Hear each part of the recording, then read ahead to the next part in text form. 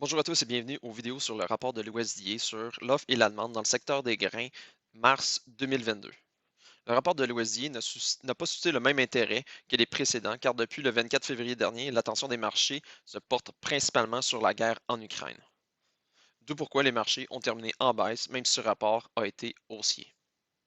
Commençons avec le maïs.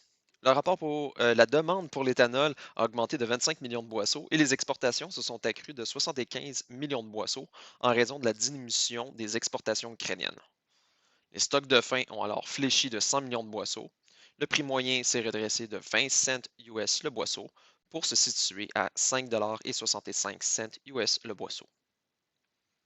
À l'international, les exportations ukrainiennes ont été réduites de 6 millions de tonnes. Les stocks mondiaux se sont alors inclinés de 1,25 million de tonnes. Les exportations américaines de soya ont augmenté de 40 millions de boisseaux, entraînant une baisse des stocks de la même quantité pour les situer à 285 millions de boisseaux. Le prix moyen s'est apprécié de 25 cents US le boisseau pour s'établir à 13,25 US le boisseau.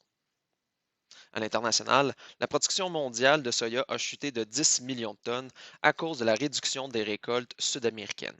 On parle d'une réduction de 7 millions de tonnes au Brésil, de 1,5 million de tonnes en Argentine, de 1 million de tonnes au Paraguay et de 0,6 million de tonnes en Uruguay. Les importations chinoises de soya ont reculé de 3 millions de tonnes et sont les plus faibles depuis 2018-2019. Les stocks mondiaux ont alors fléchi de 2,87 millions de tonnes. Les importations américaines de blé se sont inclinées de 5 millions de boisseaux et les exportations, elles, ont diminué de 10 millions de boisseaux, ce qui a engendré une hausse des stocks de 5 millions de boisseaux pour les établir à 653 millions de boisseaux. Le prix moyen s'est élevé de 20 cents US le boisseau pour se situer à 7,50 US le boisseau.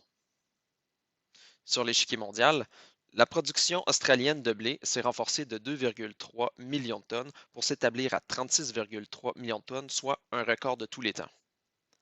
Les exportations ont reculé de 4 millions de tonnes en Ukraine et de 3 millions de tonnes en Russie. Les stocks mondiaux, eux, se sont redressés de 3,3 millions de tonnes. Ce fut un aperçu du rapport de mars. J'espère que cela vous a plu. Pour en connaître davantage, je vous invite à consulter notre analyse complète sur notre site internet au www.pgq.ca. Je vous donne rendez-vous dans un mois pour l'édition d'avril.